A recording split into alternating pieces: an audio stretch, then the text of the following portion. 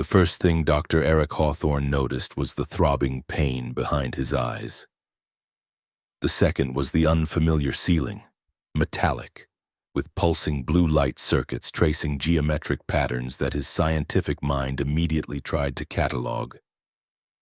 The third thing he noticed, which perhaps should have been the first, was the tall, blue-skinned woman staring down at him with an expression that could only be described as murderous contempt.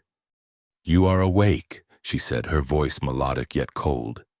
"Good. We can begin the dissolution proceedings immediately." Eric blinked, his vision clearing.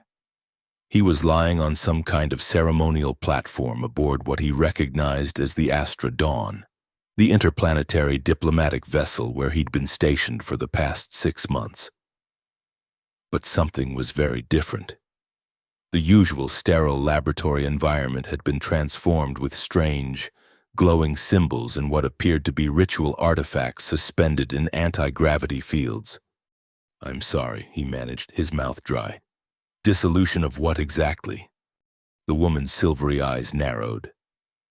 She stood nearly 7 feet tall, her posture rigid, wearing what appeared to be ceremonial armor that shifted colors like oil on water.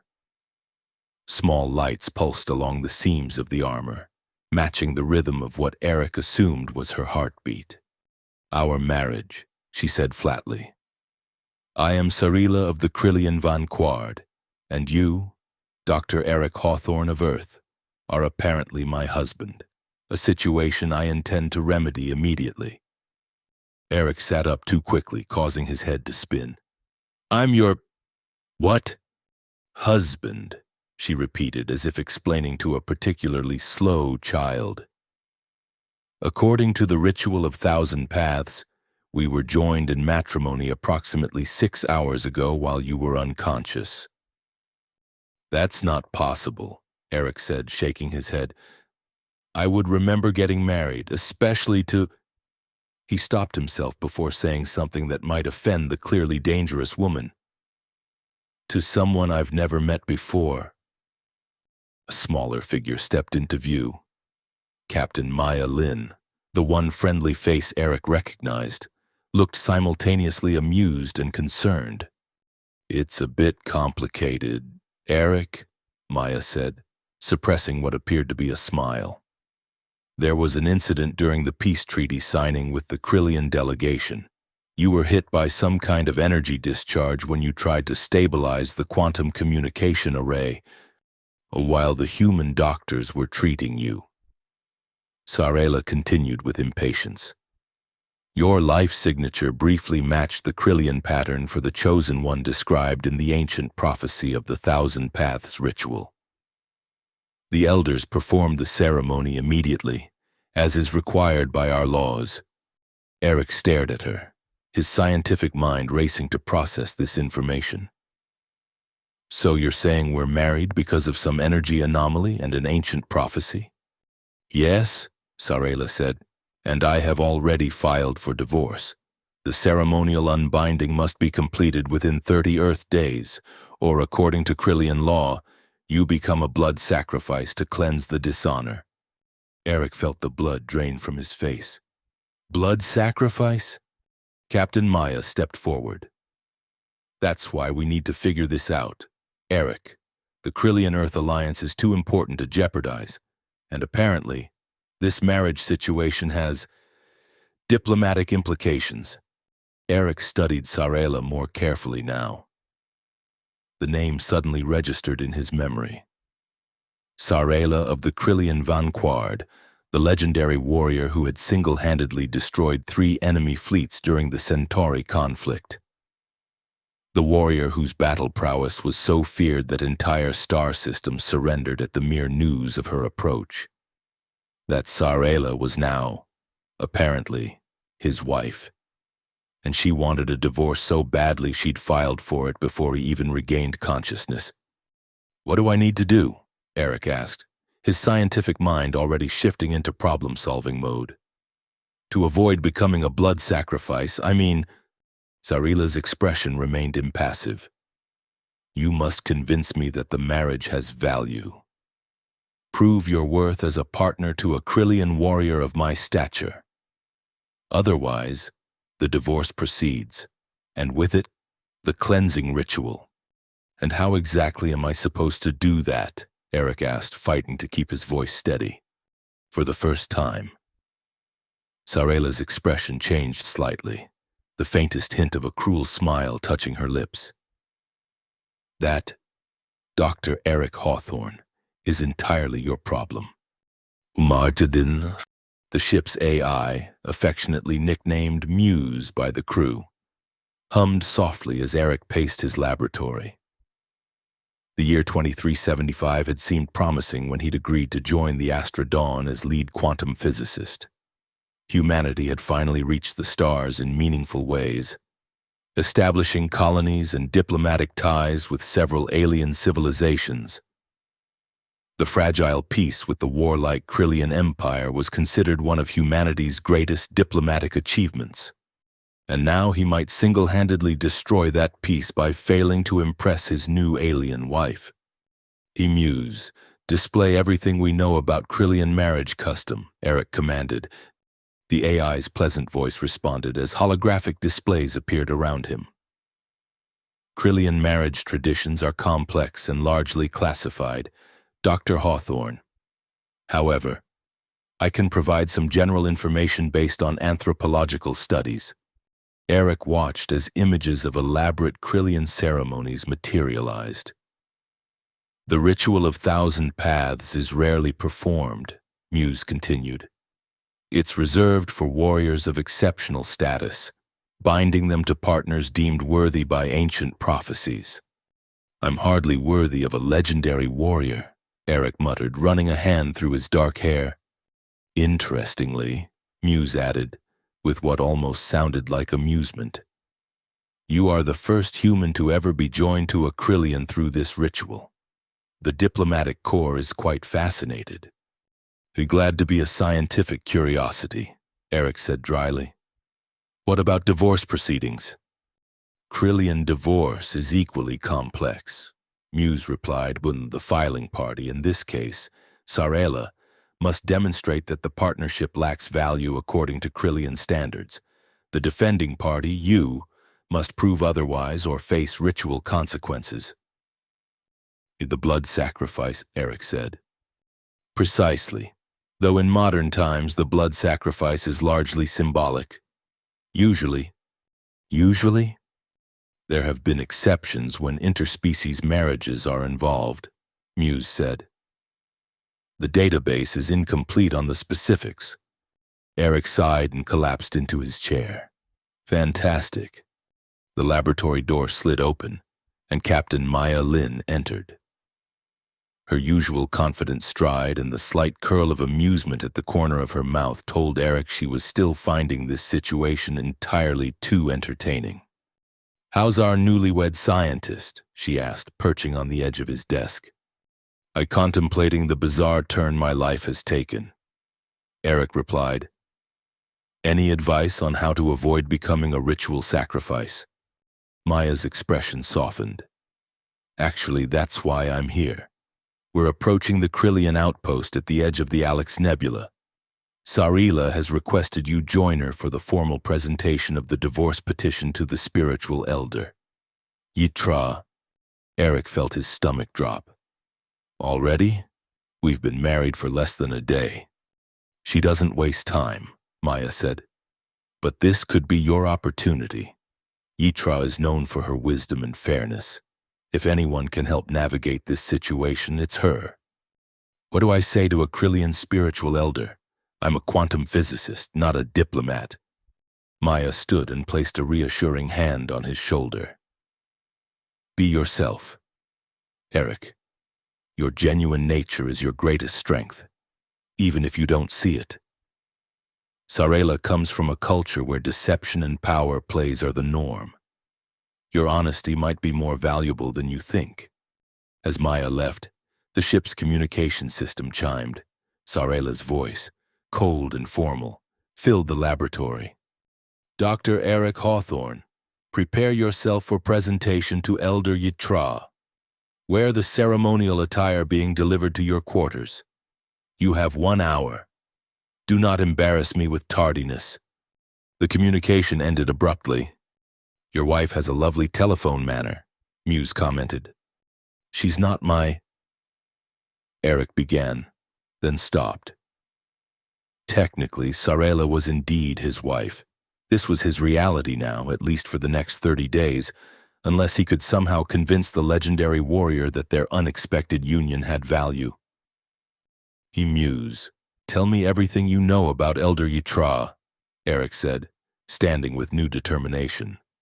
Accessing classified files, Muse replied, a hint of mischief in the AI's tone.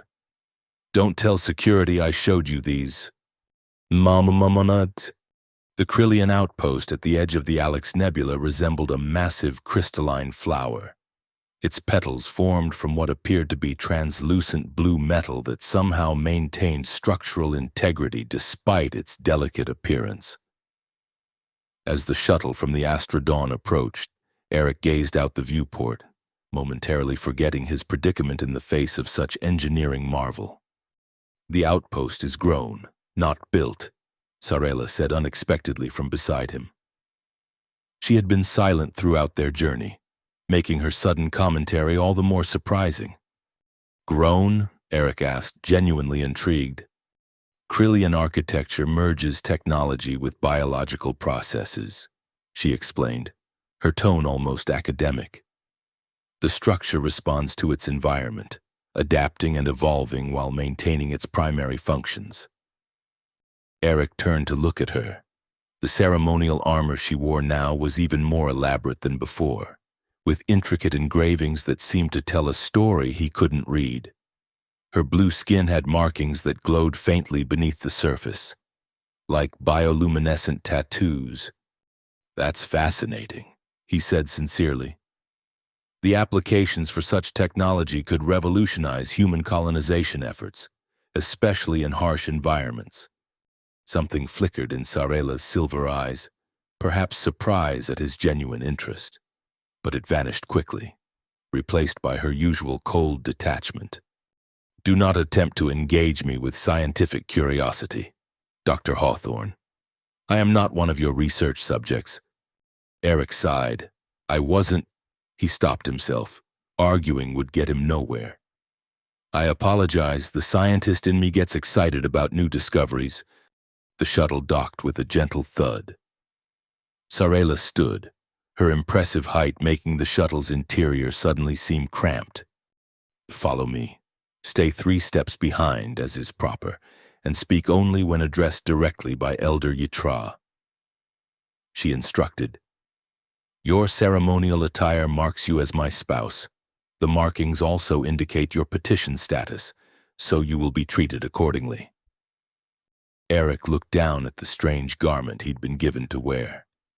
It resembled a cross between formal Earth attire and something more alien, made from a material that seemed to shift between solid and liquid states, adjusting perfectly to his movements while maintaining its designed appearance. And how exactly will I be treated? He asked. Sarela's expression was unreadable. As one whose life hangs in the balance, come. The Krillian outpost's interior was even more impressive than its exterior. Corridors seemed to breathe, subtle movements in the walls suggesting a living structure. Light emanated not from fixtures but from the material itself, creating an environment that was simultaneously alien and strangely welcoming. Krillian citizens moved through the space with purpose, their blue-skinned forms varying in height and build, though all maintained the same regal posture as Sarela. Many stopped to bow deeply as she passed, whispers following in their wake. They recognize you, Eric observed quietly. I am Sarela of the Vanguard, she replied without looking back. The defender of the Krillian homeworld, destroyer of the Zenith fleet, and bearer of the eternal flame. Of course they recognize me. The slight edge in her voice suggested pride, but something else too. Perhaps weariness? Eric filed this observation away for later consideration. They arrived at a circular chamber whose ceiling opened directly to space, protected by what Eric assumed was an energy field rather than physical material. The nebula's swirling colors painted the room in shifting hues of purple, blue, and green. In the center stood a Krillian female who differed significantly from the others Eric had seen. Elder Yitra was smaller, her skin a paler blue, and her eyes, instead of silver, were a deep, almost hypnotic purple. She wore no armor, but rather flowing robes that seemed to merge with the living architecture of the floor. Sarela of the Vanguard, Yitra spoke, her voice surprisingly deep and resonant. You bring your earth spouse before me with dissolution in your heart. This is a serious matter. Sarela bowed respectfully. Elder Yitra, I seek your wisdom and judgment.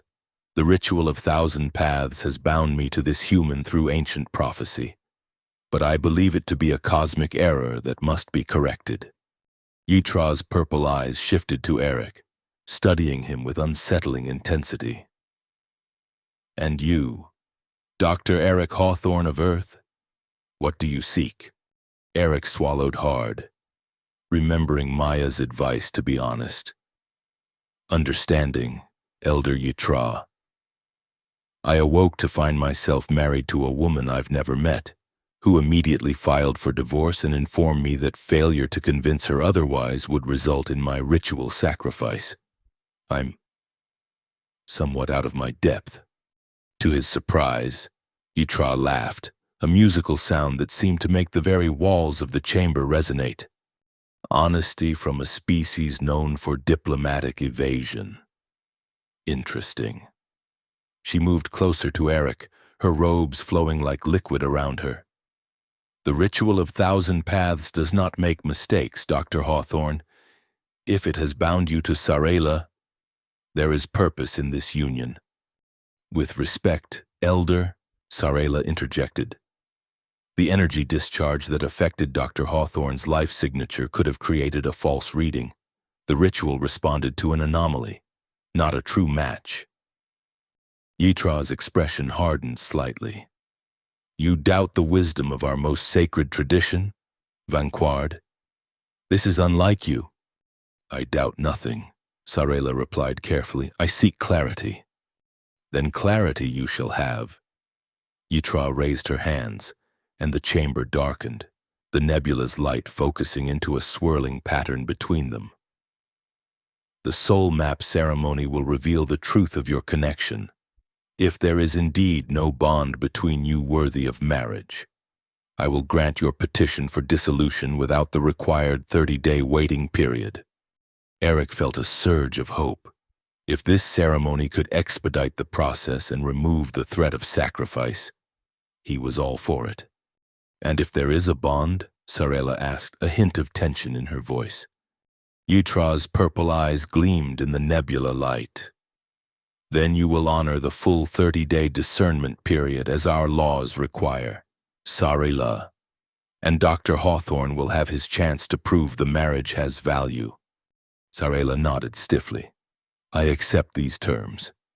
Dr. Hawthorne? Yitra turned to him.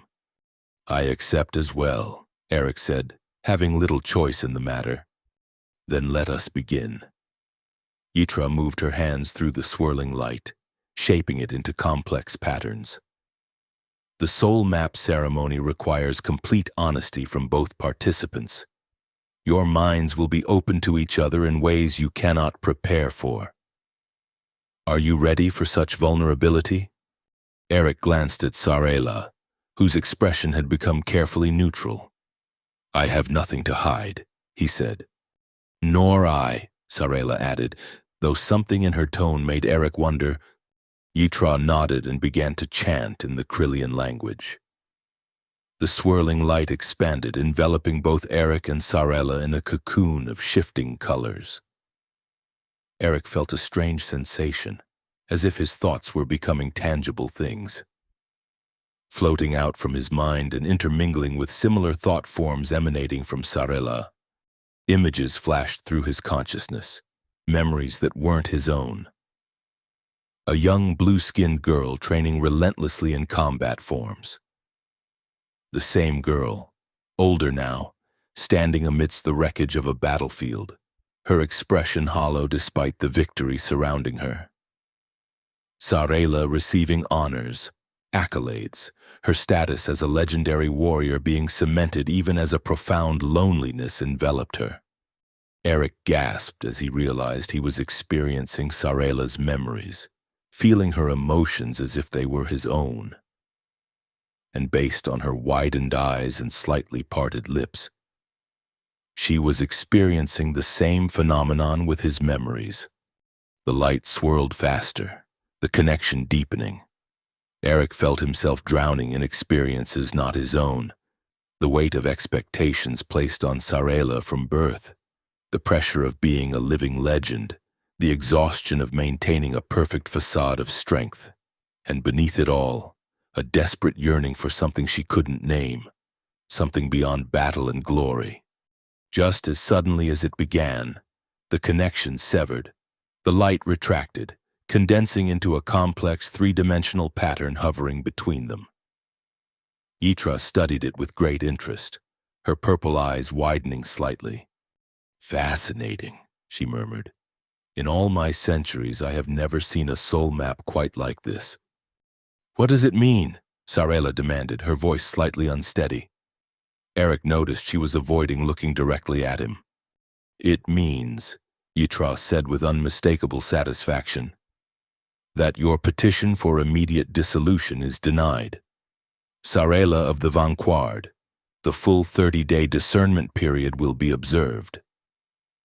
Sarela's composure cracked slightly. "On what grounds?" Yitra gestured to the floating pattern. "Your souls are complementary, not contrary.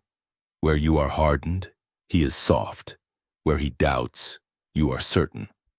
Where you have experienced too much death, he has dedicated his life to understanding the fundamental nature of existence itself." She turned to Eric.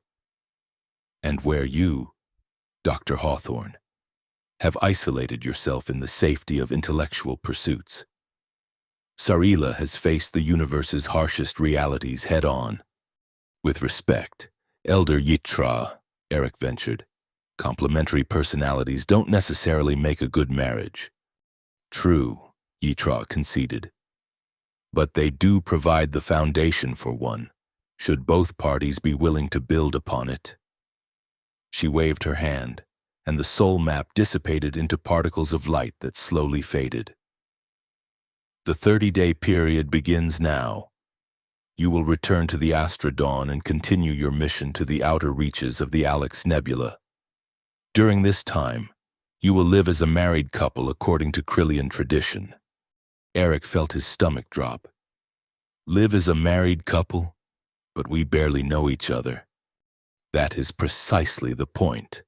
Dr. Hawthorne," Yitra said with a hint of amusement. "Marriage is a journey of discovery.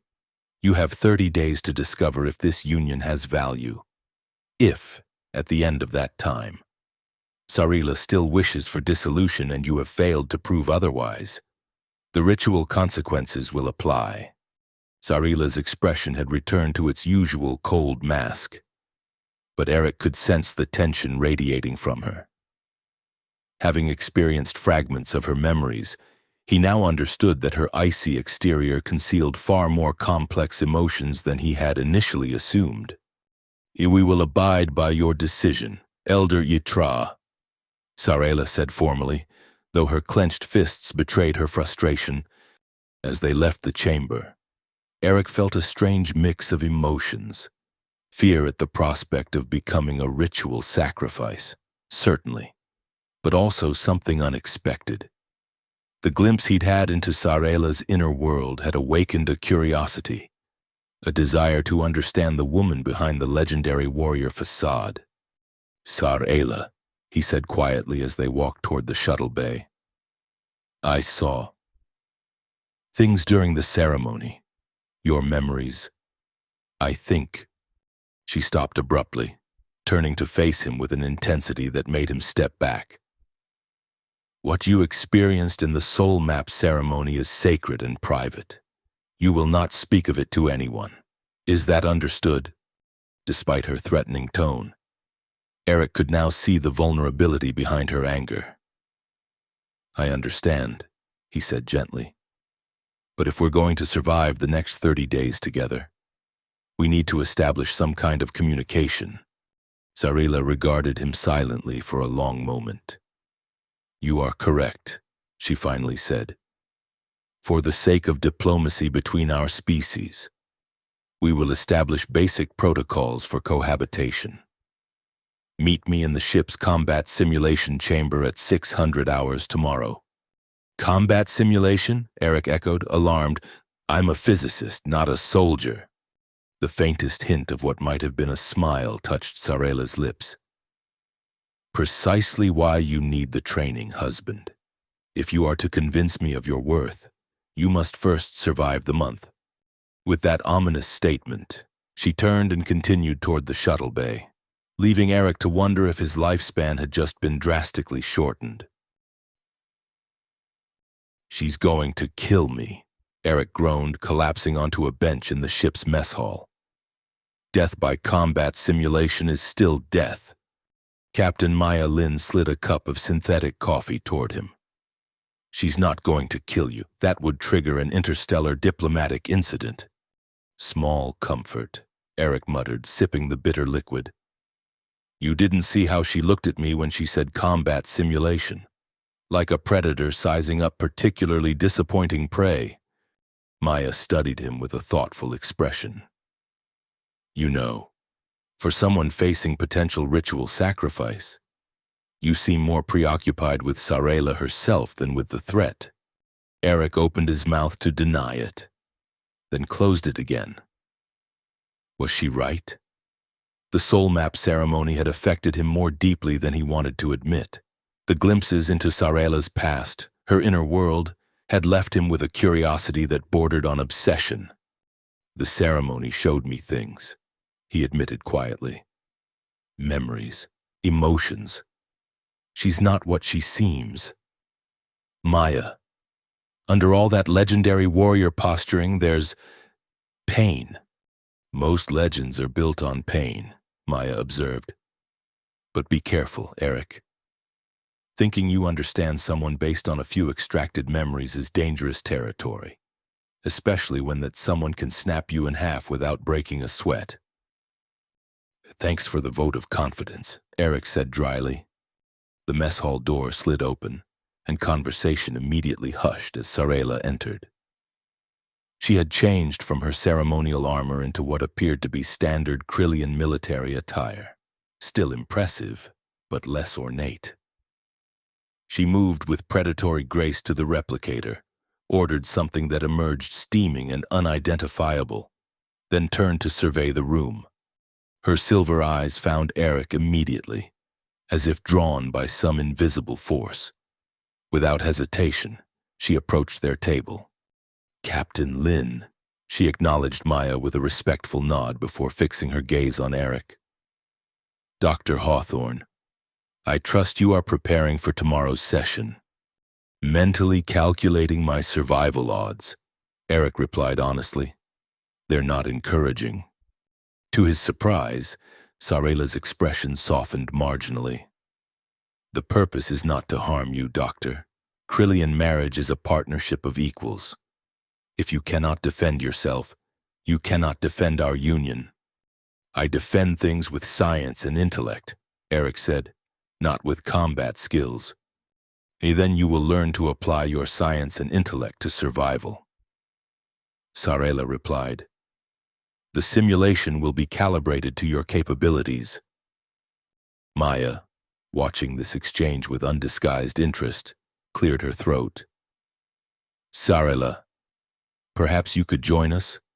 The crew is curious about Krillian customs, and who better to explain them than you? Eric shot Maya a panicked look, but she ignored him, after a moment's consideration. Sarela inclined her head slightly and took the seat beside Eric. The proximity was immediately discomfiting. Her natural body temperature ran higher than a human's. radiating heat like a small sun. "What aspects of our customs interest you?" Sarela asked, her tone formal but not unfriendly.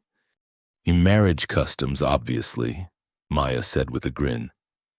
"Specifically, how married couples typically interact in your culture. Eric here is at a disadvantage, having skipped the traditional courtship." Sarela considered this, taking a bite of her strange meal before responding. "Krillian partnerships are primarily alliances of strength and purpose.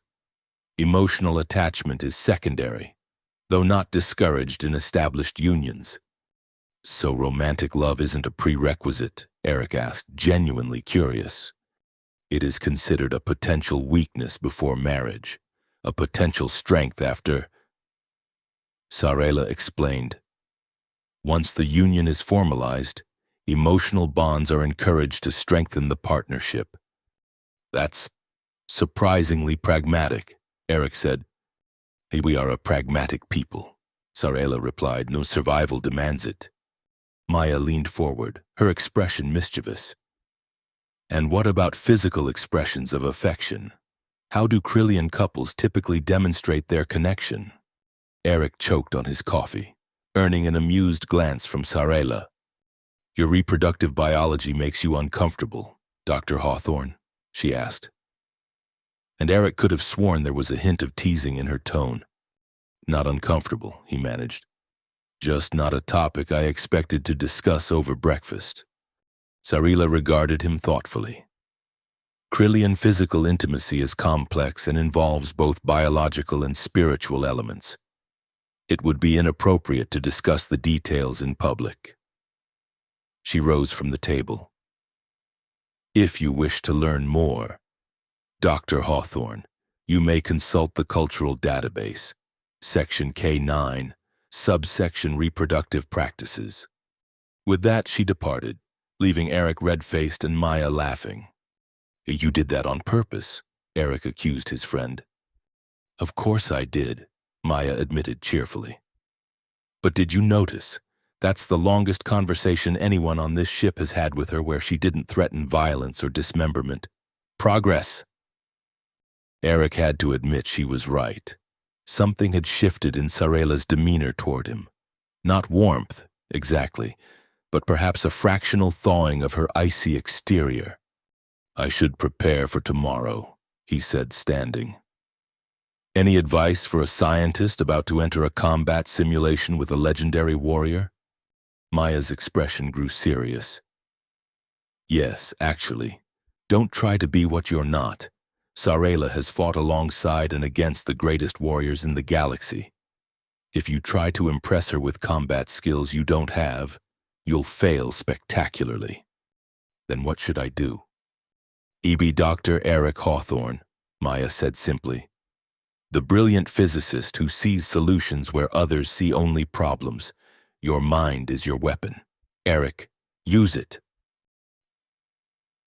The combat simulation chamber was larger than Eric had expected.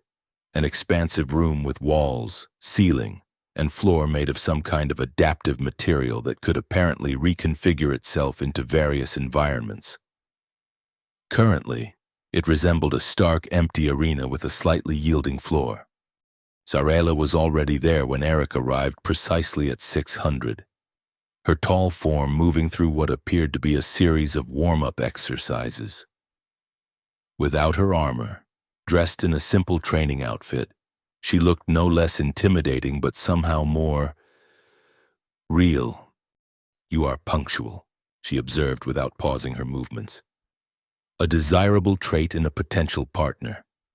I try not to give legendary warriors additional reasons to dislike me," Eric replied, setting down the small case he'd brought with him.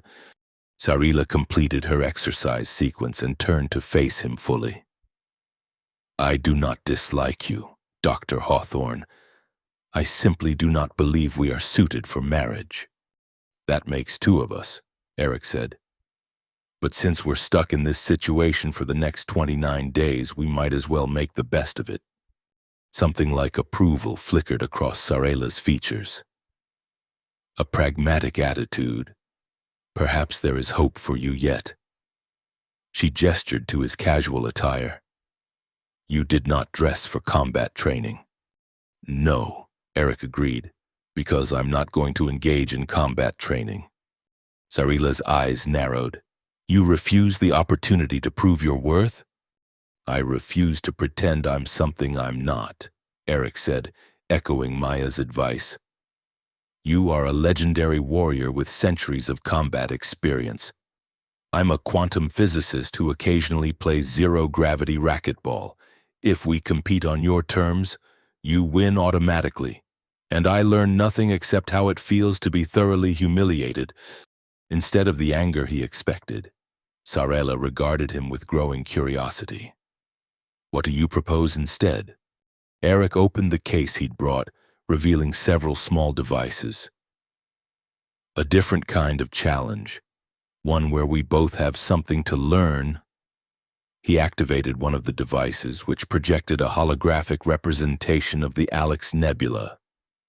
The nebula we're currently exploring contains unusual quantum fluctuations that neither human nor Krillian science fully understands. I propose we work together to unravel its mysteries. Sarela circled the hologram, studying it from all angles. This is not a combat exercise. No, Eric agreed. But it is a survival exercise. Understanding the nebula's properties is crucial for navigating safely through it. The Astrodon's mission depends on this knowledge. And how does this prove your worth as a Krillian spouse? Sarela challenged. Eric met her gaze steadily. You said Krillian partnerships are alliances of strength and purpose. My strength lies in understanding the fundamental laws of the universe. My purpose is to apply that understanding to protect and advance both our species. If that has no value to you, then perhaps we truly are mismatched. Sarela was silent for a long moment, her silver eyes unreadable. Finally, she nodded once, decisively. I accept your challenge, Dr. Hawthorne. Explain these quantum fluctuations. For the next 2 hours, Eric found himself engaged in the most intellectually stimulating discussion he'd had in years, despite her warrior background. Sarela possessed a keen scientific mind and a surprisingly sophisticated understanding of theoretical physics. She approached the nebula's mysteries with the same strategic precision she would apply to a battlefield, identifying patterns and anomalies that even Eric had overlooked. The fluctuations follow a spiral pattern, she observed, manipulating the hologram with deft movements, like a defensive formation adapting to attack vectors. That's actually a brilliant analogy, Eric admitted, adjusting his calculations based on her observation.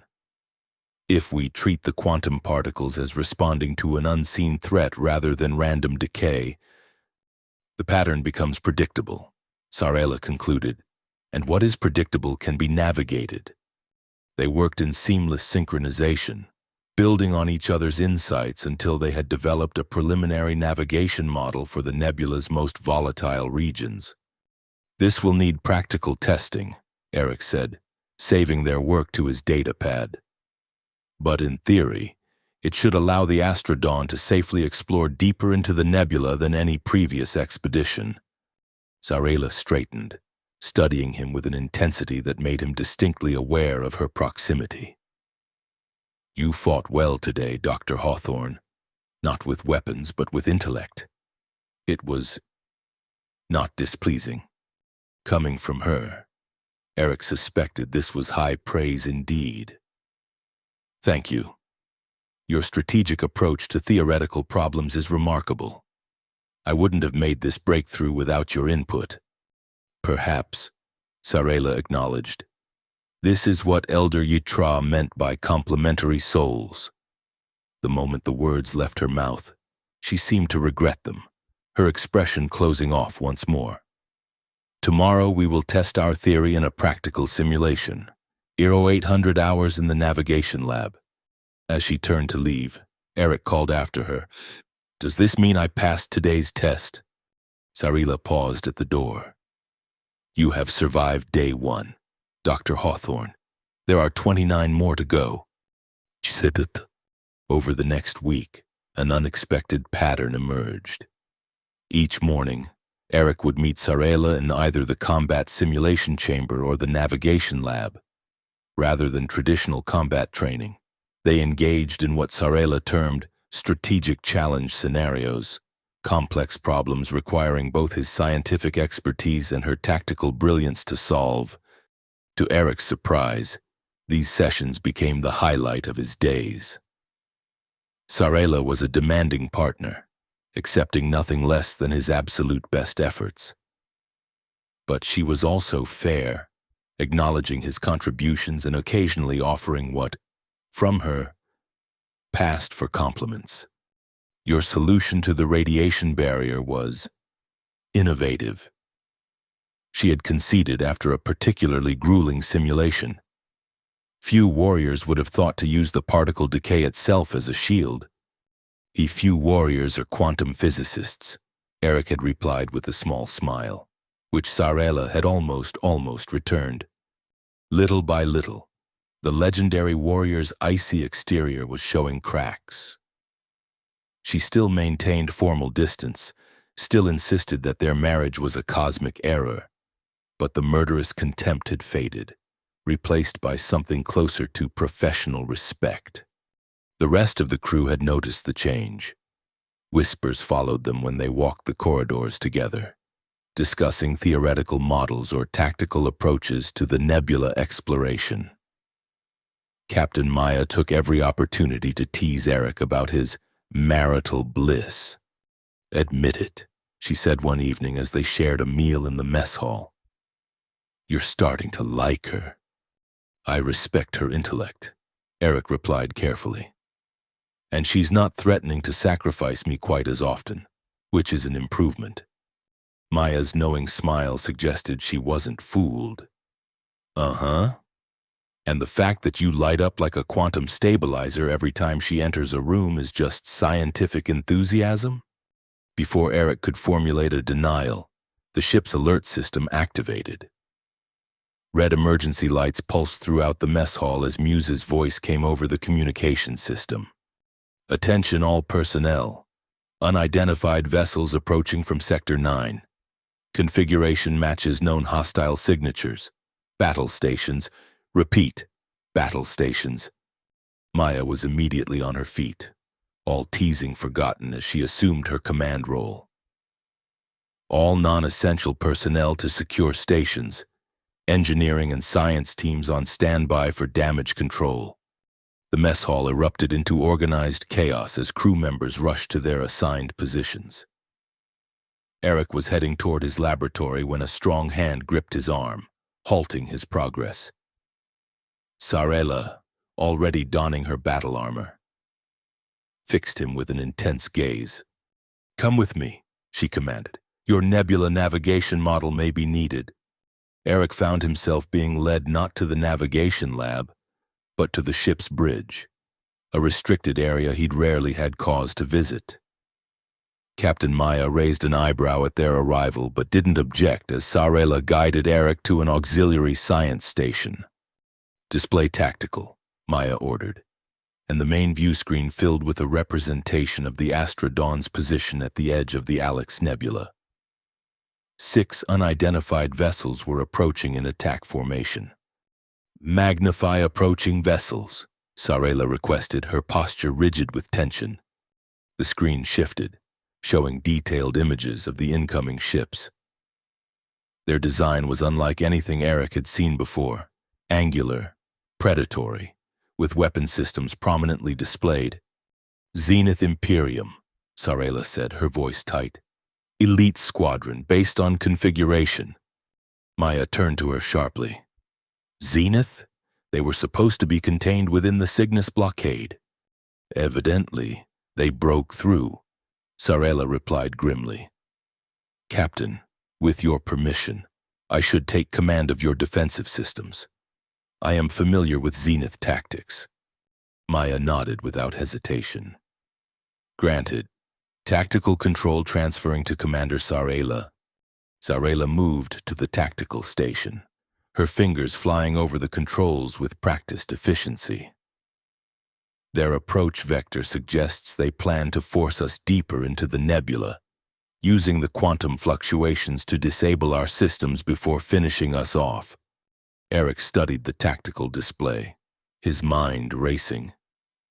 They don't know about our navigation model, he realized aloud. They're expecting us to be as vulnerable to the nebula's effects as any other ship. Zarela glanced at him, a spark of something like excitement in her silver eyes. A potential advantage. Can your model be applied to tactical maneuvering within the nebula's edge zones? Theoretically, yes, Eric said, already accessing the data they'd compiled. But it hasn't been field tested. There's significant risk. Greater or lesser than the risk of facing 6 Zenith warships in open space? Zarela asked. Eric grimaced. Point taken. Captain, Zarela addressed Maya. I recommend we execute a strategic retreat into the nebula's outer boundary layer. Dr. Hawthorne's model should allow us to navigate safely while the quantum fluctuations will disrupt the Zenith targeting systems. Maya looked to Eric. Doctor, your professional assessment? Eric felt the weight of every crew member's life in that moment.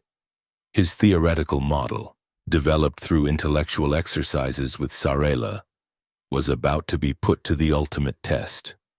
The model is sound, he said with more confidence than he felt. But I'll need to make real-time adjustments as we go. The nebula is dynamic.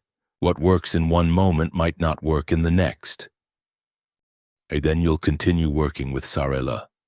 Maya decided on joint tactical scientific approach on make it happen, people. The next hour was the most intense of Eric's life.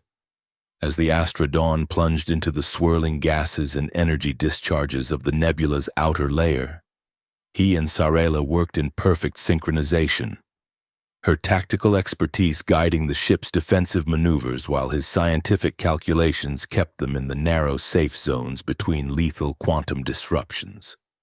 The pursuing Zenith vessels, lacking their model, suffered immediate consequences. 2 ships lost power completely as they ventured too deep into fluctuation zones. A third spun out of control, its navigation system scrambled by an energy discharge. They're adapting, Zarela warned as the remaining 3 ships adjusted their approach. Zenith commanders are selected for their ability to learn enemy patterns quickly. Then we need to be unpredictable, Eric said, an idea forming. Captain, can we deliberately trigger a quantum cascade in Sector 47? Maya looked alarmed. That would destabilize the entire region. We'd have seconds to clear the area before it collapsed into a temporary micro-singularity. Exactly, Eric said. We trigger the cascade, but instead of moving away, we use the gravitational distortion to execute a slingshot maneuver around it, putting us behind the remaining Zenith vessels. Zarela stared at him. That maneuver has a survival probability of less than 30%. 27.4, actually, Eric corrected. I did the math. It's insane, Zarela said, but there was something new in her expression, a gleam of what might have been admiration. Sometimes insanity is tactically sound, Eric replied, using her own warrior logic against her. A slow smile spread across Zarela's face, the first real smile Eric had seen from her. Captain Lin, I endorse Dr. Hawthorne's plan. Maya shook her head in disbelief. The honeymoon phase must be hitting early. Fine, execute the maneuver. All crew, secure for extreme gravitational distortion. What followed was controlled chaos. Eric's calculations guided the ship's systems to fire a precisely calibrated energy burst into a particularly unstable region of the nebula. The resulting cascade of quantum reactions happened exactly as he'd predicted. A beautiful and terrifying dance of matter and energy collapsing inward to form a swirling vortex of space-time distortion. He braced for slingshot, Maya called as the Astrodon curved perilously close to the forming micro-singularity. The gravitational forces were immense, straining the ship's structural integrity to its limits. Warning alerts blared from every station as systems approached critical failure points. Eric felt himself pressed into his seat, the pressure almost unbearable. Through it all, Sarela maintained perfect control of the tactical systems, making micro-adjustments to their trajectory that kept them in the narrow margin between escape velocity and being torn apart by gravitational shear. Emerging in 3, 2, 1. She counted down. The Astrodon shot out of the gravitational well like a bullet from a gun, the sudden acceleration making Eric's vision blur momentarily. When it cleared, he saw they had indeed achieved the impossible. They were now positioned behind the remaining Zenith vessels, which were still focused on the collapsing singularity where they expected to find their prey. "Weapons locked," Sarela reported calmly. "Fire," Maya ordered. The Astrodon's defensive weapons weren't designed for offensive warfare, but at this range, and with the element of surprise, they were devastatingly effective. The Zenith vessels, caught completely unprepared, sustained critical damage before they could even register the attack. "They're retreating," Sarela announced as the surviving vessels broke off, limping away at maximum speed. "The Zenith do not tolerate failure. Those commanders will not trouble us again."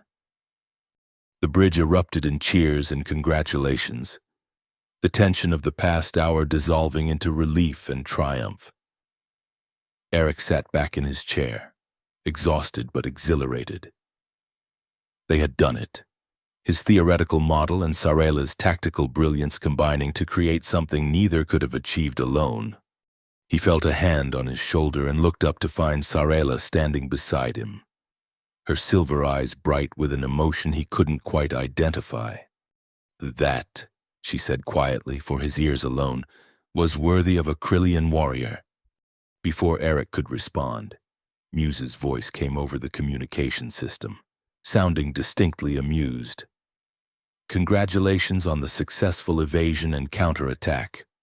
Also, may I point out that Dr. Hawthorne and Commander Sarela have just demonstrated the textbook definition of a successful Krillian marriage alliance? Elder Yitra would be most impressed." Sarela's expression immediately closed off, the moment of connection broken. Without another word, she turned and left the bridge, leaving Eric to wonder what had just happened, and why the AI's observation had prompted such an abrupt retreat.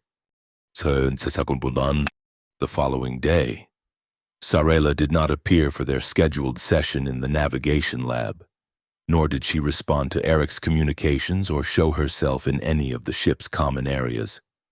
It was as if the legendary warrior had vanished entirely from the Astrodon. "Muse," Eric finally asked after a fruitless search, "can you locate Commander Sarela?" "Commander Sarela is in her private quarters and has activated privacy protocols," Muse replied. "She has requested no disturbances except in case of ship-wide emergency." Eric frowned. "Is she all right? Physically, I mean." "Her vital signs are within normal parameters," Muse assured him, "though her neurological patterns indicate significant stress. Because of yesterday's battle?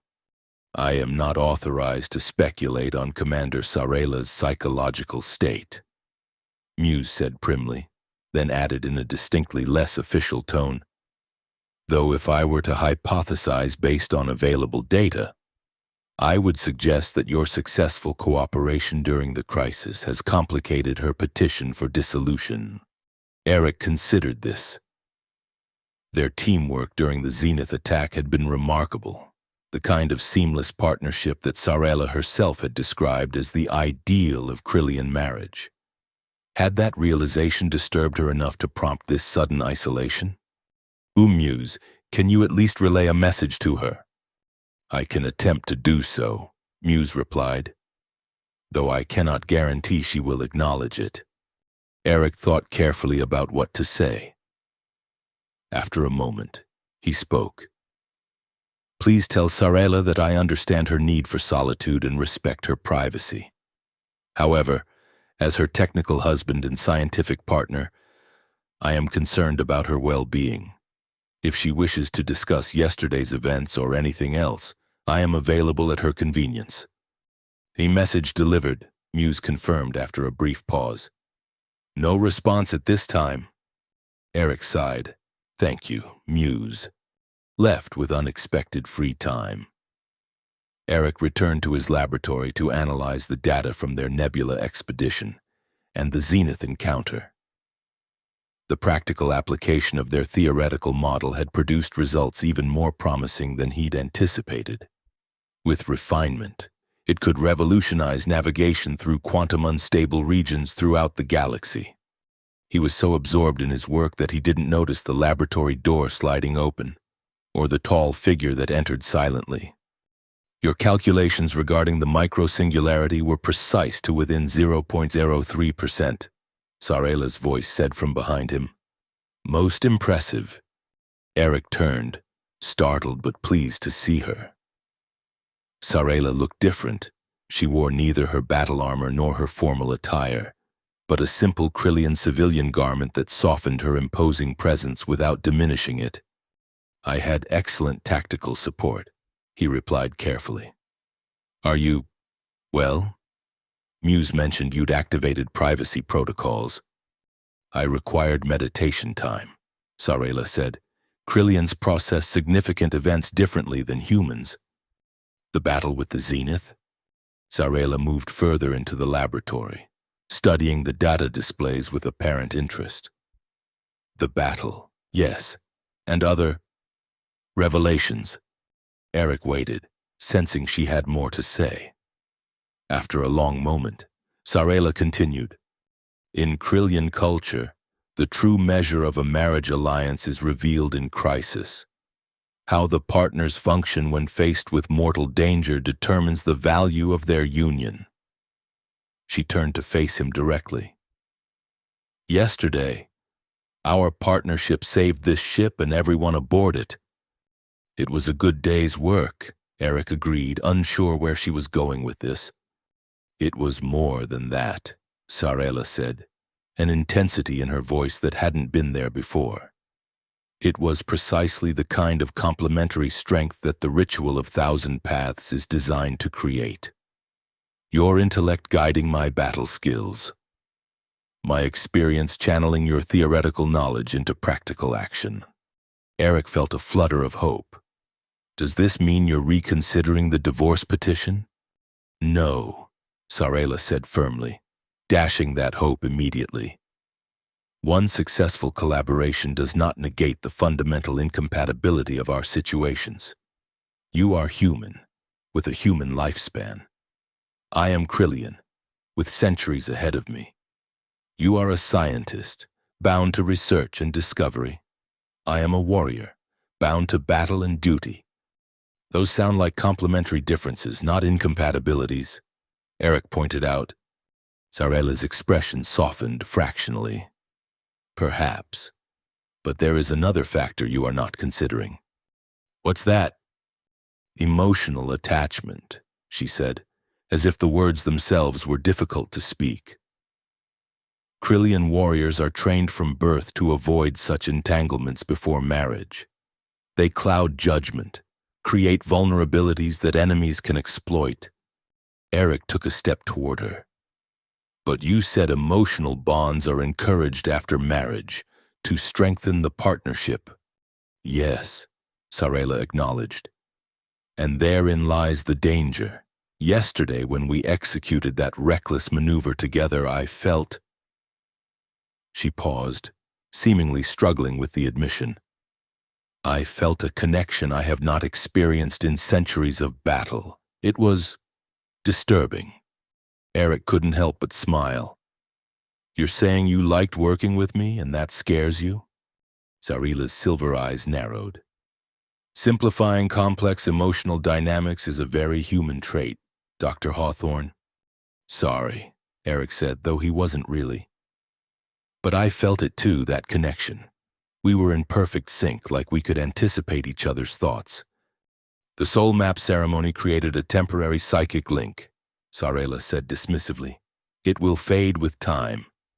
Is that what you're afraid of? Eric asked, suddenly understanding.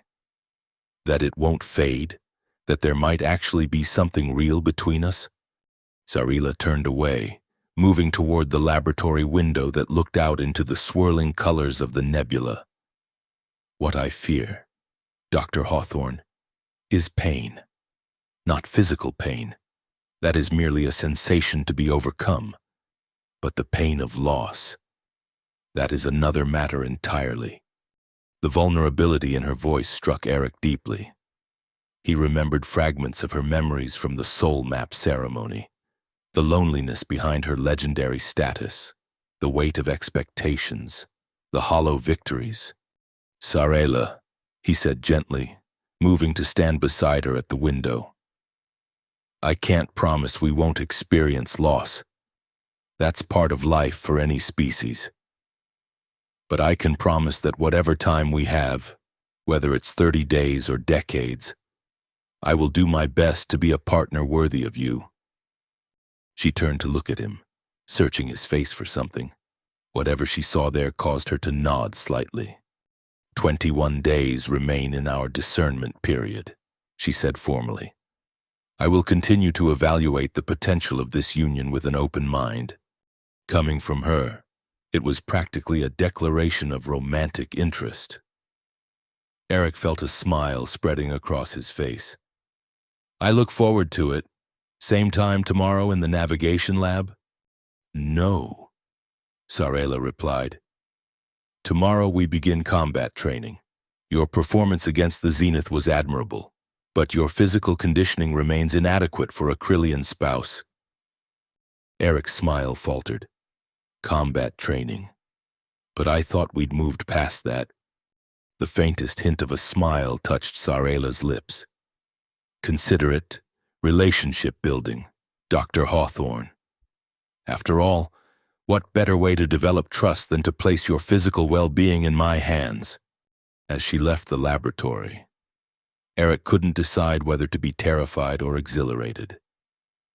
Perhaps, he reflected, when dealing with a legendary alien warrior wife, those feelings weren't so different after all. The next 2 weeks aboard the Astra Dawn settled into an unexpected routine.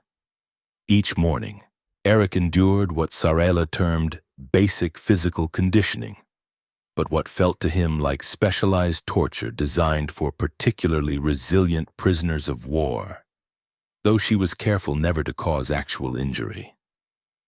Sarela pushed him to his physical limits and then slightly beyond, all while maintaining an expression of detached professional interest.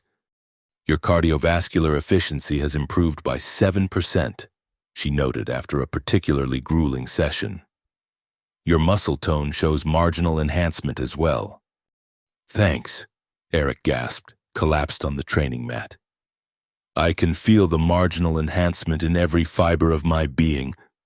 The afternoons were devoted to their continuing scientific collaboration, refining the nebula navigation model based on the data from their encounter with the Zenith vessels.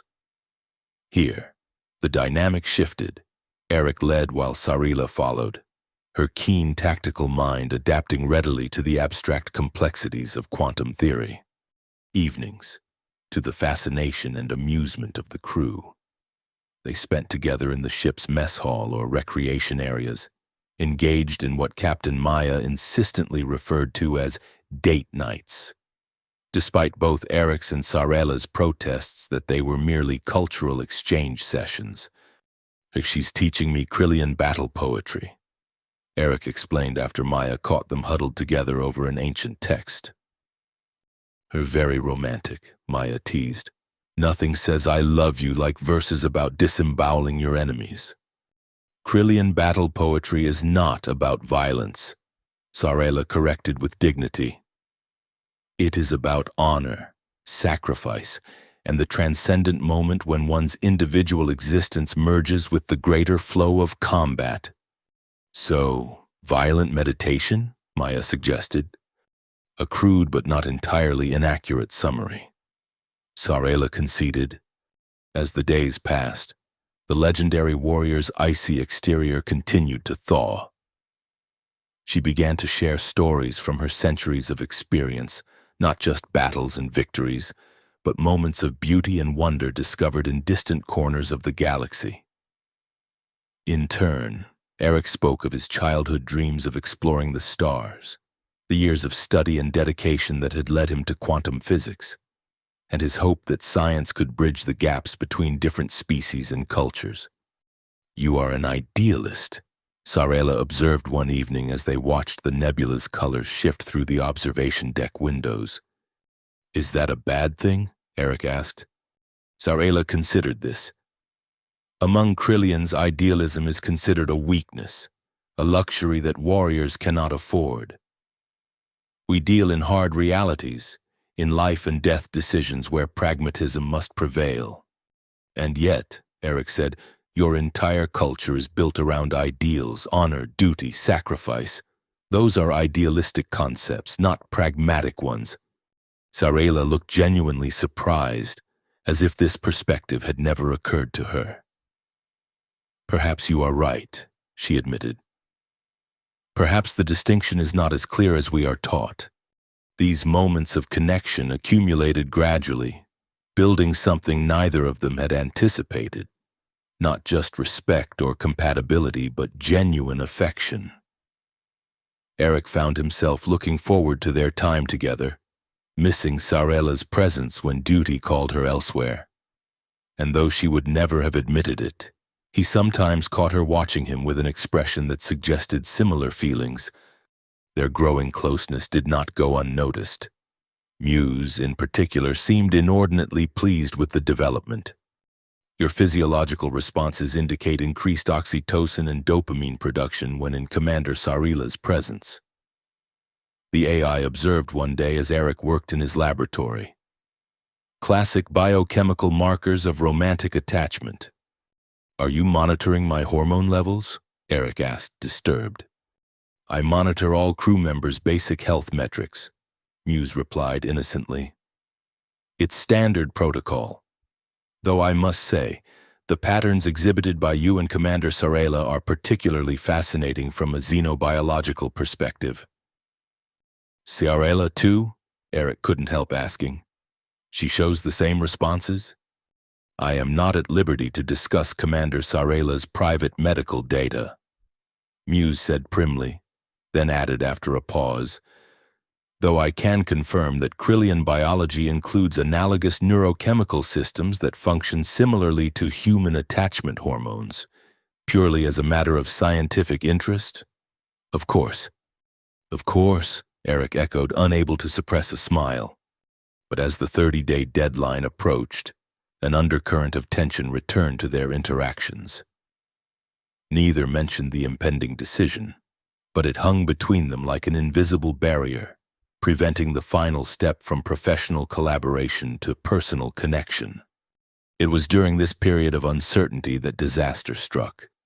The Astra Dawn had ventured deeper into the Alex Nebula, using Eric and Sarela's refined navigation model to explore regions previously considered too dangerous for conventional vessels.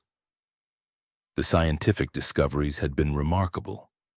Unusual energy formations, self-organizing plasma structures, even evidence of what might be naturally occurring wormhole nucleation points. Eric was in the primary science lab, analyzing a particularly fascinating quantum resonance pattern when the ship's alert system activated. "Attention all personnel," Muse announced, a note of urgency in the AI's usually calm voice. "Multiple vessels approaching at high velocity. Configuration matches Zenith Imperium warships. Significantly larger fleet than previous encounter. Battle stations. Repeat, battle stations." Eric's stomach dropped.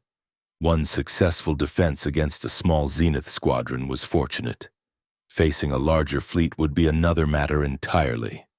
He rushed to the bridge, where Captain Maya was already coordinating the defensive response.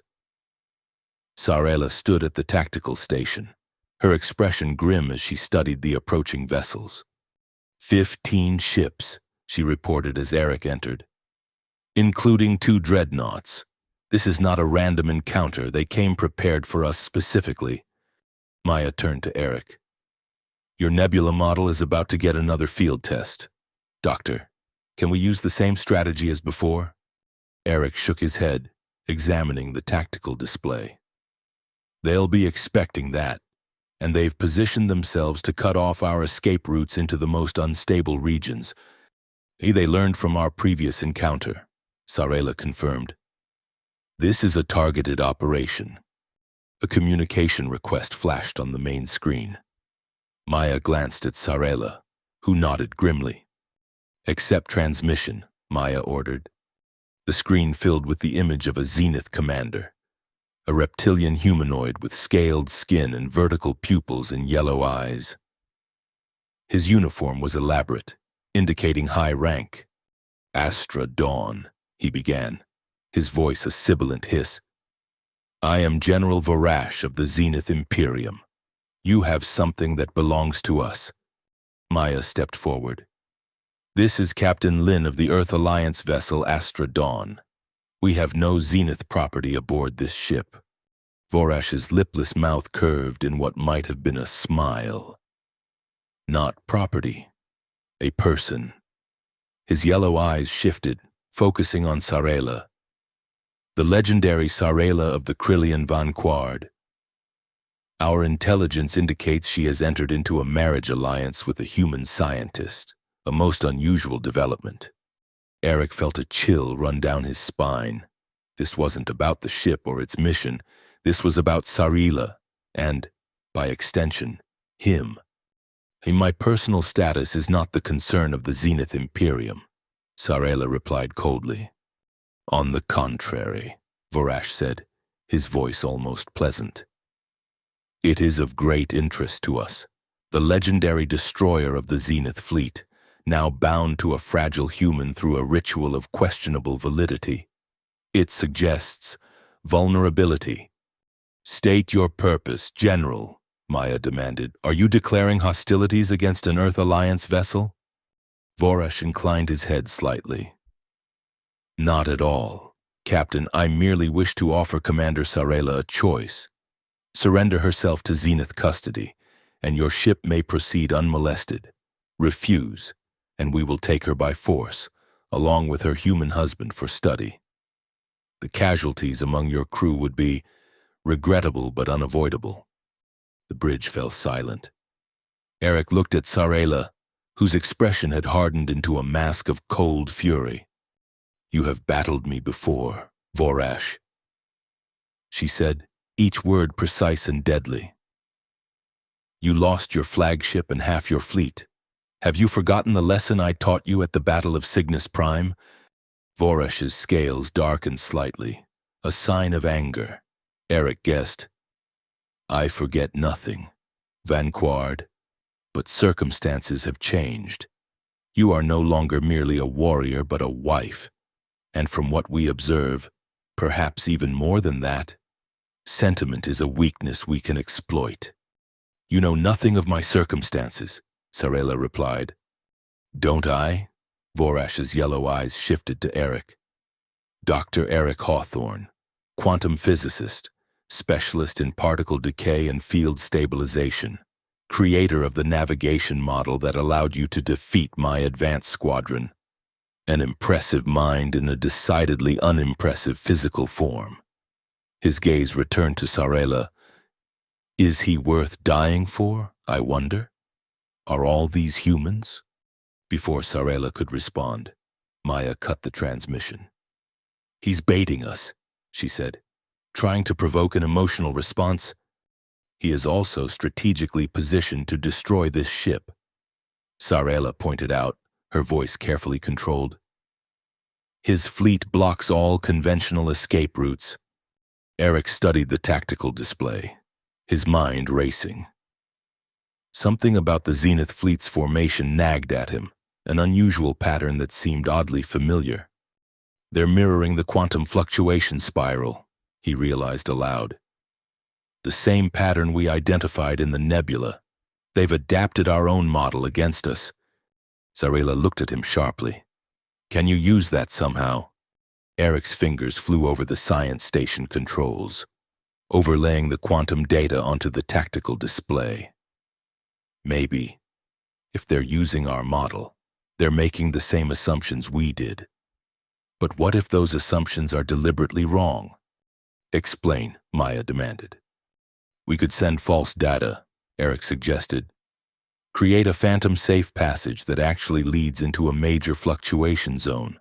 If they follow our apparent course, they would suffer critical systems failure, Zarela finished. But so would we. Not necessarily, Eric said, excitement building as the plan took shape in his mind. What if we don't use the Astrodon? What if we use a shuttlecraft, programmed to emit the same signature patterns as the main ship? We could make it look like we're attempting to escape while the actual ship remains in a stable pocket. Zarela studied his proposed trajectory. The shuttle would need to be controlled manually for precise navigation.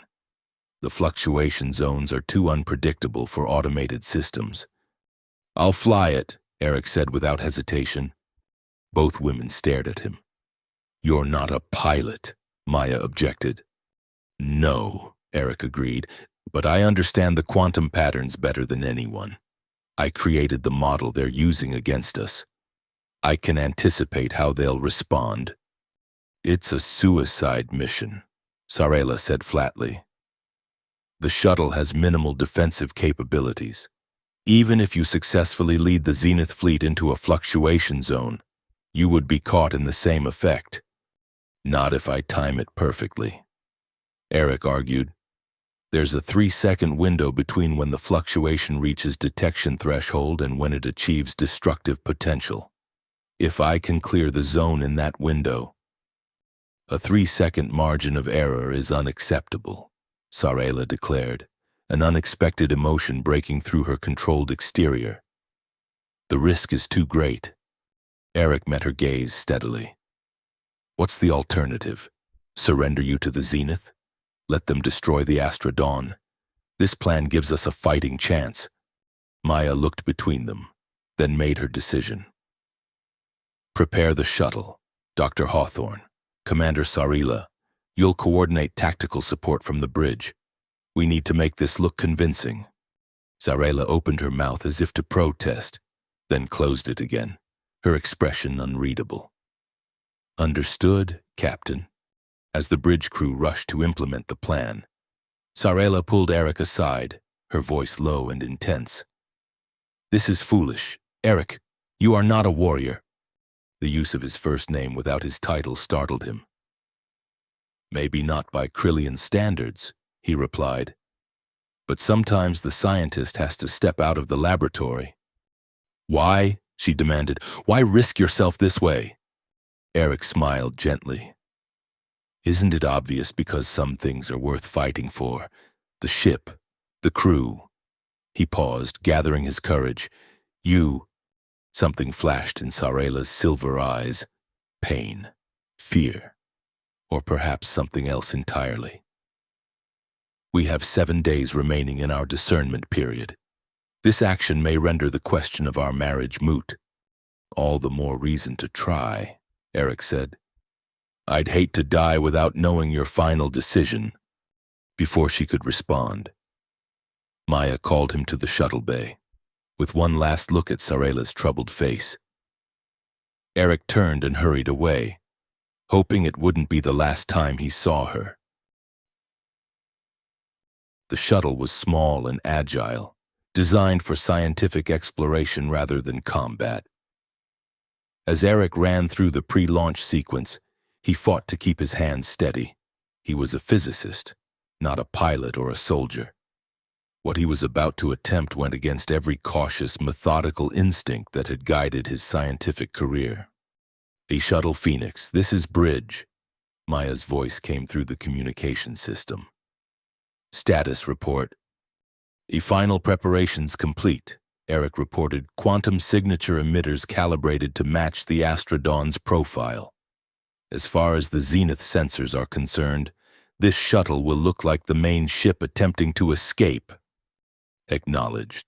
Commander Sarela has tactical oversight, switching you to her channel. There was a brief pause. Then Sarela's voice filled the shuttle. Dr. Hawthorne, the Zenith fleet is holding position, awaiting our response to their ultimatum. Once you launch, you will have approximately 45 seconds before they detect movement and begin pursuit. Understood, Eric replied, running final calculations for his planned trajectory. The false safe passage has been programmed into their detection grid. They should follow me directly into fluctuation zone Alpha 7, which will collapse into a level 4 quantum disruption field in precisely 9 minutes and 17 seconds. Sarela confirmed. You must clear the zone with a minimum safe distance of 500 kilometers before that occurs. I've calculated the optimal approach vector, Eric assured her. If everything goes according to plan, I'll be well clear before the disruption reaches critical levels. And if it does not go according to plan, Sarela asked, a hint of tension breaking through her professional tone. Eric checked the shuttle's limited shielding capabilities. Then I'll improvise. Scientists are good at that, you know. The silence that followed was heavy with unspoken words. Finally, Sarela spoke again, her voice softer than he'd ever heard it. Eric, be careful. Your death would bring no honor to either of us. Coming from a Krillian warrior, it was practically a declaration of love. Eric smiled despite the gravity of the situation. I'll do my best to return in one piece, he promised. After all, we still have unfinished business. Indeed we do, Sarela agreed. Shuttle bay doors opening now. May your path be true, Dr. Eric Hawthorne. The shuttle glided out of the Astrodon's protective embrace and into the swirling colors of the Alex Nebula. For a moment, Eric allowed himself to appreciate the beauty surrounding him, the shifting patterns of energy and matter that had fascinated him since childhood. If these were to be his final moments, at least they would be spent in the pursuit of knowledge and discovery. Then he activated the quantum signature emitters and accelerated the shuttle along his predetermined course. The small vessel responded smoothly to his commands, darting through relatively stable regions of the nebula toward the carefully planned trap. Zenith fleet detecting movement. Sarela reported. They are breaking formation, pursuing, exactly as predicted. Your deception is working. Eric. Transmit feedback loop to their sensors, Eric instructed. Make them believe they're gaining on me. Implementing now. The shuttle's sensors showed 15 Zenith vessels in pursuit, exactly as planned. General Varash, confident in his superior numbers and firepower, was committing his entire fleet to the chase. Eric allowed himself a moment of satisfaction before focusing on the next phase, navigating through the increasingly unstable regions of the nebula toward fluctuation zone Alpha 7. The shuttle began to shudder as quantum disturbances buffeted its shields. Warning indicators flashed across the control panel, but Eric ignored them, trusting his calculations over the shuttle's more conservative safety protocols. Entering outer boundary of Alpha 7 in 30 seconds, he reported. Zenith fleet maintaining pursuit at optimal distance. Eric, Sarela's voice had an uncharacteristic urgency. Our sensors detect an anomalous energy buildup in the zone. The fluctuation is accelerating beyond predicted parameters. Ice formed in Eric's stomach. How much time? He collapsed to level 4 disruption in 4 minutes, not 9. You must abort. Return to the ship immediately. Eric checked his position relative to the Zenith fleet. He was too committed to the approach vector, and the Zenith ships were too close behind him. Turning back now would expose him to their weapons with no hope of reaching the Astrodon in time. Negative, he replied, keeping his voice steady. I need to continue. If I turn back now, I'll be directly in their weapons range with minimal shielding.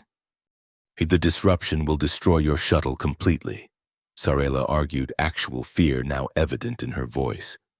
Eric's mind raced, analyzing variables and calculating possibilities.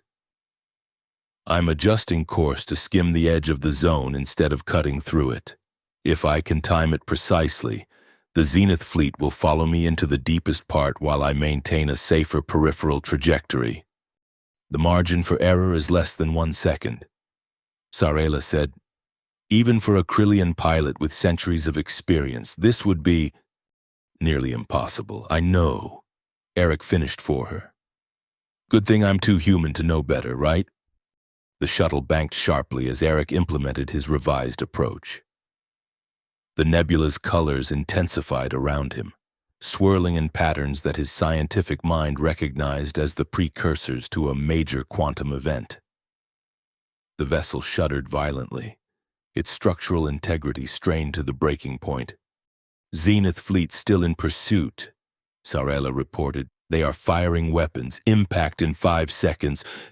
Eric executed a series of evasive maneuvers, the shuttle responding sluggishly as energy discharges from the nebula interfered with its control systems. A near miss from a Zenith weapon rocked the small vessel, sending warning alarms blaring throughout the cockpit. Primary shields down to 20%, he reported, fighting to maintain control. Entering the peripheral edge of Alpha 7 now. Through the viewport, Eric could see the fluctuation zone manifesting visibly, a swirling vortex of energy that seemed to bend light itself, creating a disorienting visual effect that made navigation by sight nearly impossible. He relied entirely on his instruments and calculations, trusting the mathematical precision that had guided his scientific career.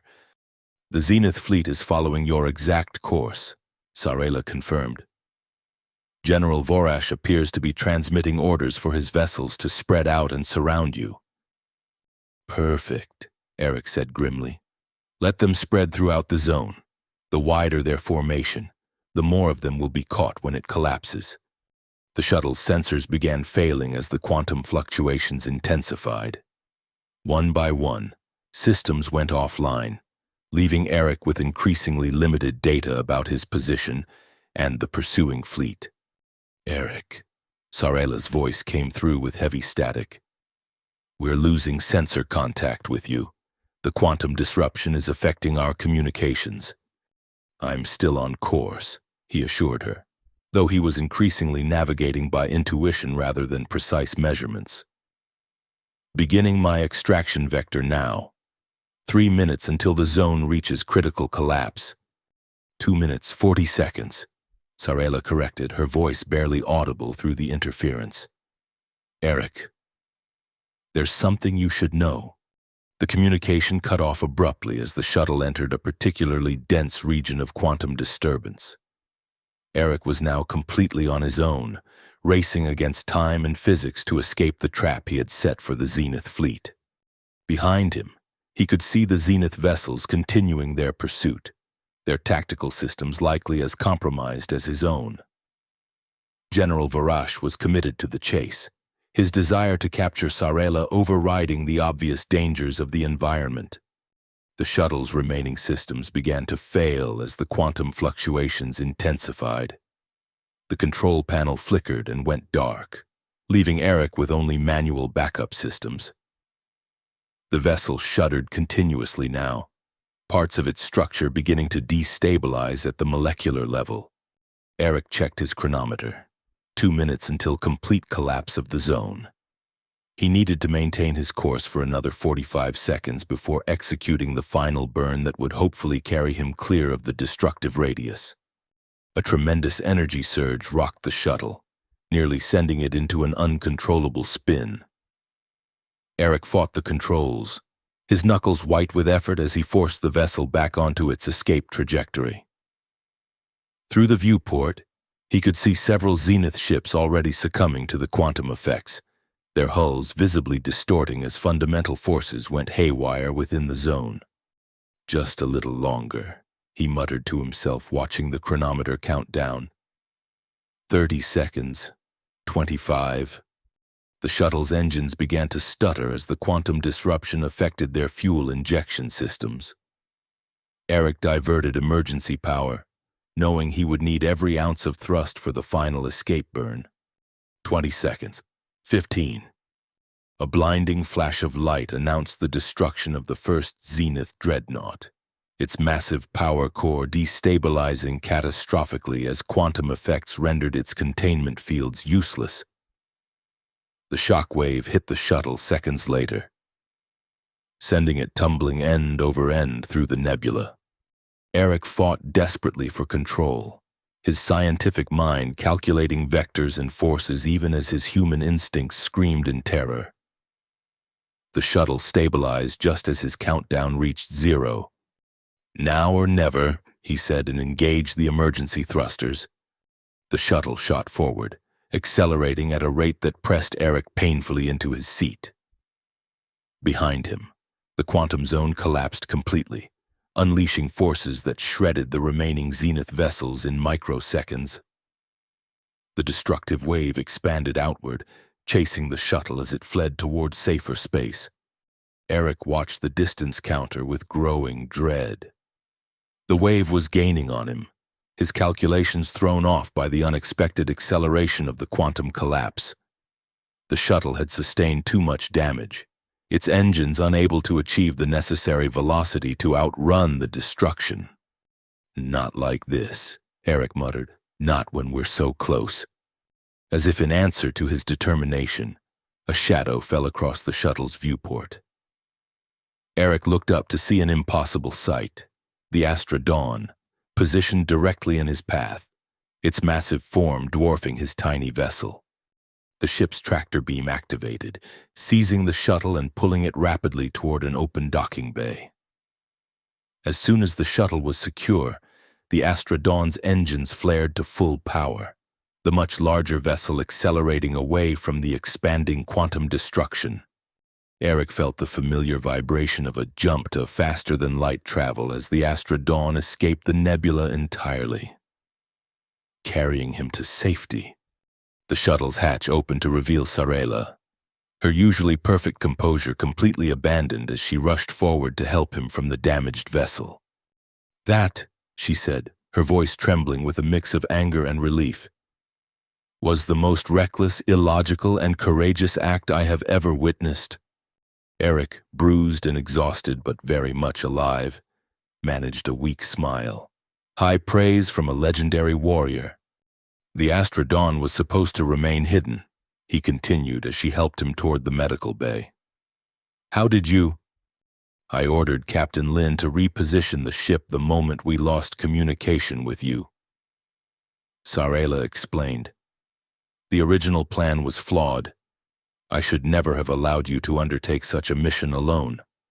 "It worked, though," Eric pointed out. "The Zenith fleet?" "Completely destroyed," Sarela confirmed. "General Varash's obsession with capturing me led him and his forces to their doom. Your strategy was effective, if unnecessarily dangerous to yourself." They reached the medical bay, where Dr. Chen, a holographic medical AI with a perpetually concerned expression, immediately began scanning Eric for injuries. Multiple contusions, minor radiation exposure, and elevated stress hormones. The AI reported, "But nothing life-threatening. You are surprisingly intact, Dr. Hawthorne, given what your shuttle endured." "Good," Sarela said with unexpected firmness, "because I need him fully conscious for what comes next." Before Eric could ask what she meant, Sarela dismissed the medical AI and sealed the door to the treatment room, creating a private space for just the two of them. "Sarela?" Eric questioned, suddenly nervous at the intensity of her expression. "We have 5 days remaining in our discernment period," she said without preamble. "I do not require them. I have made my decision regarding our marriage." Eric's heart sank.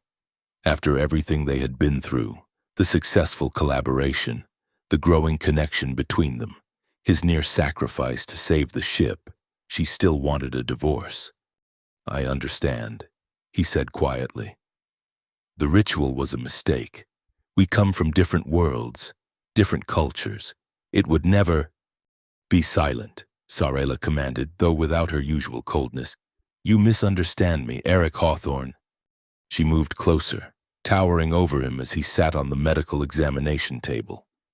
Her silver eyes studied his face with an intensity that made his breath catch. The ritual of 1,000 paths is the most sacred tradition of my people, she said. It does not make mistakes. I was wrong to doubt its wisdom. Eric stared at her, hardly daring to hope he understood her meaning. Are you saying— I am withdrawing my petition for dissolution, Sarela declared formally. If you are willing, I propose we honor the bond that has been forged between us, not because of ancient prophecy or quantum anomalies, but because of what we have discovered about each other. For perhaps the first time in his scientific career, Eric found himself completely speechless. Sarela, taking his silence for hesitation, continued with uncharacteristic urgency. You have demonstrated courage equal to any Krillian warrior, intelligence that complements my tactical experience, and a spirit that— She paused, seeming to search for the right words. A spirit that calls to mine in ways I cannot fully explain. Is this not the foundation for a worthy partnership? Eric finally found his voice. Are you asking if I want to stay married to you? Affirmative, Sarela replied, a hint of uncertainty crossing her features. Though if you prefer dissolution, I will— Eric didn't let her finish. Rising from the examination table, he did something that would have been unthinkable weeks ago. He reached out and took the legendary warrior's hand in his own. Sarela of the Vanguard, he said formally, mimicking the Krillian style of address she had taught him. I accept your proposal to maintain our marriage alliance, not because of prophecy or ritual, but because I believe what we've built together is worth preserving and exploring further. The smile that transformed Sarela's face was like witnessing a rare, celestial event, beautiful, momentous, and somehow deeply personal. For a brief moment, the legendary warrior was simply a woman, allowing genuine emotion to show without restraint. Then it is decided, she said, her voice softer than he had ever heard it. We will inform Elder Yitra at once. And the crew, Eric added with a grin. Though I'm pretty sure Muse has been eavesdropping and has already told everyone. As if on cue, the ship's communication system activated. Congratulations on your decision to maintain your marital status, Muse's voice said, not even attempting to sound apologetic for the invasion of privacy. Captain Lin has requested your presence on the bridge when you are finished with your private discussion. Sarela's eyes narrowed. The artificial intelligence on this vessel requires firmer boundaries. Don't be too hard on Muse, Eric said. I think the AI has been rooting for us from the beginning. Indeed I have, Muse confirmed cheerfully. Your combined neurochemical patterns indicate a 78.3% probability of long-term compatibility, significantly higher than most human marriages and comparable to successful Krillian unions. Muse, Sarela said with exaggerated patience. Disengage from this conversation immediately. Of course, Commander, disengaging now. Best wishes on your continued matrimonial journey. The communication system fell silent, leaving Eric and Sarela alone once more. The legendary warrior shook her head in a surprisingly human gesture of exasperation. I believe I now understand the human concept of in-laws, she observed dryly. Eric laughed, the sound a release of weeks of tension and uncertainty. If Muse is the most challenging family member we have to deal with, I think we're in good shape. Sarela's expression grew serious again. There will be challenges. Eric, My duties to the Krillian fleet, your scientific pursuits, our different lifespans. These are not small obstacles. No, Eric agreed. But if there's one thing I've learned from quantum physics, it's that nothing in the universe is truly impossible, just extremely improbable until it happens. And then it changes everything we thought we knew. Sarela considered this, then nodded slowly.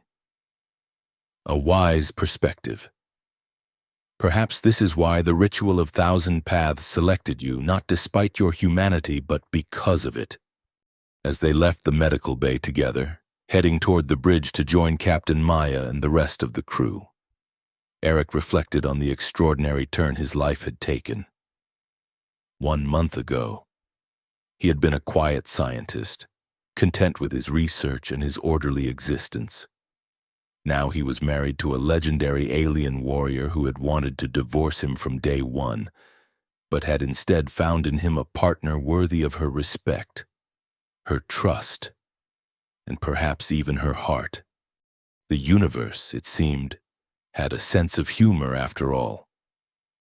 And as he walked beside Sarela, feeling the subtle shift in her demeanor from cold formality to comfortable companionship, Eric decided he rather appreciated the joke.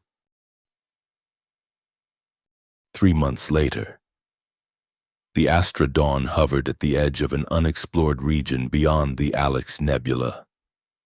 On the bridge, Captain Maya Lin watched with undisguised amusement as her chief science officer and the Krillian commander engaged in what had become a familiar sight. An intense discussion that blended scientific theory and tactical analysis in a way that no one else on the ship could fully follow. The quantum signatures suggest a stable wormhole formation, Eric was saying, gesturing to the complex data displays surrounding him. But the approach requires navigating through what appears to be a gravitational minefield. Conventional shield configurations would fail within minutes. Sarela observed, studying the tactical overlay. However, if we adapt the modulation sequence we developed for the nebula and combine it with a focused graviton pulse at precisely the right frequency, we could create a temporary corridor through the field. They looked at each other with matching expressions of intellectual excitement, completely oblivious to the fond looks exchanged by the rest of the bridge crew. I take it we have a plan, Maya asked, interrupting their moment of scientific communion. Eric turned to her with enthusiasm. Captain, with your permission, Sarela and I would like to lead a small expedition through the gravitational field to investigate the wormhole phenomenon. The scientific potential is enormous, as are the risks, Sarela added, always the pragmatist. But we believe they can be managed with proper preparation. Maya pretended to consider the request, though everyone present knew she would approve it. The partnership between the human scientist and the Krillian warrior had proven too valuable to the mission to deny. Expedition approved, she said. But I want continuous communication and a clear abort protocol if things go sideways. Of course, Captain, they replied in near-perfect unison, causing several crew members to hide smiles. As they left the bridge to prepare for the expedition, Maya called after them. Oh, and try to remember you're on a scientific mission, not a honeymoon. Eric felt his face flush, but Sarela merely raised an eyebrow in that regal way of hers. Captain Lin's preoccupation with our marital activities continues to be inappropriate, she observed as they entered the turbolift. And amusing, Eric added with a smile. That as well, Sarela conceded, the corner of her mouth lifting slightly, in the privacy of the turbolift. Sarela's formal posture relaxed subtly. She reached out to touch Eric's hand, a small gesture of affection that still sent a thrill through him every time. The wormhole theory is sound, she said, but there is something you are not telling the captain. Eric nodded, unsurprised by her perception. Their connection had deepened over the months since their decision to maintain their marriage, creating a bond that sometimes bordered on the telepathic understanding glimpsed during the soul map ceremony. The quantum signatures matched descriptions in ancient Krillian texts. He explained, "The ones you showed me from your family archives. If I'm right, this isn't just any wormhole. It's a doorway to the region of space where your ancestors first encountered the beings they described as shapers of destiny." Sarela's silver eyes widened slightly. "The creators of the ritual of thousand paths." "Possibly," Eric agreed. "Which means this expedition could help us understand why the ritual selected us, why it brought together a human scientist and a Krillian warrior across all the vast distances of space and probability." Sarela was silent for a moment, considering the implications. "Does it matter?" she finally asked. "Would understanding the mechanism change what we have built together?" It was a profound question, one that touched on the intersection of science and something less definable, the connection that had grown between them against all odds. "No," Eric said honestly.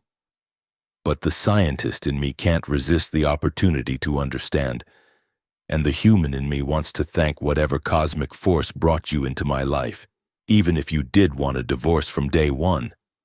Sarela's expression softened into the smile she now reserved only for him. "Then we shall seek answers together, as we have done since the beginning, as partners, as equals."